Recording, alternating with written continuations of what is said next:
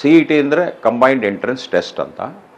ಇದು ಇಂಜಿನಿಯರಿಂಗು ಮತ್ತು ನಾನಾ ಕೋರ್ಸ್ಗಳಿಗೋಸ್ಕರ ಕರ್ನಾಟಕ ಸರ್ಕಾರ ಮಾಡುವ ಎಕ್ಸಾಮ್ ಇದು 2 ದಿನ ಮಾಡ್ತಾರೆ. ಒಂದಿನ ಮ್ಯಾಥ್ಸು ಫಿಸಿಕ್ಸ್ ಇರುತ್ತೆ, ಮತ್ತೊಂದು ದಿನ ಫಿಸಿಕ್ಸ್ ಆ್ಯಂಡ್ ಕೆಮಿಸ್ಟ್ರಿ ಇರುತ್ತೆ. 60 ಕ್ವಶನ್ಸ್ ಇರುತ್ತೆ. 70 ನಿಮಿಷದಲ್ಲಿ ನೀವು ಅದನ್ನು ಸಾಲ್ವ್ ಮಾಡಬೇಕು. ಎಲ್ಲ ಮಲ್ಟಿಪಲ್ ಚಾಯ್ಸ್ ಕ್ವಶನ್ಸ್ ಇರುತ್ತೆ. ಪ್ರತಿಯೊಂದು ಕ್ವಶನ್ಗೂ 4 ಆಪ್ಷನ್ ಇರುತ್ತೆ. You have to select the best answer.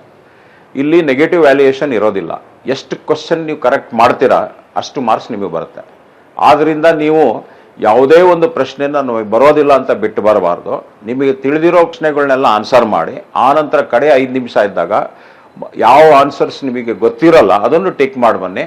It will be of an advantage if you are bit lucky. So ಇದನ್ನು ಮನಸ್ಸಲ್ಲಿ ಇಟ್ಕೋಬೇಕು. ಇಲ್ಲಿ ನೀವು ಎಕ್ಸಾಮಿನೇಷನ್ ಆದ ನಂತರ ರ್ಯಾಂಕ್ಸ್ ಕೊಡ್ತಾರೆ. ಒಂದು PCM ಕೊಡ್ತಾರೆ, ಒಂದು PCB ಕೊಡ್ತಾರೆ.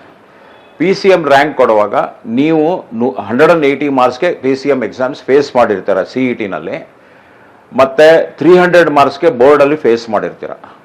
ಸೊ 300ಗೆ ಎಷ್ಟು ಬಂದಿದೆ, ದೆನ್ 180ಗೆ ಎಷ್ಟು ಬಂದಿದೆ, ಎರಡನ್ನೂ ಡಿವೈಡೆಡ್ ಬೈ 2 ಆ್ಯಡ್ ಮಾಡಿ ಆನಂತರ ನಿಮಗೆ ರ್ಯಾಂಕ್ ಕೊಡ್ತಾರೆ.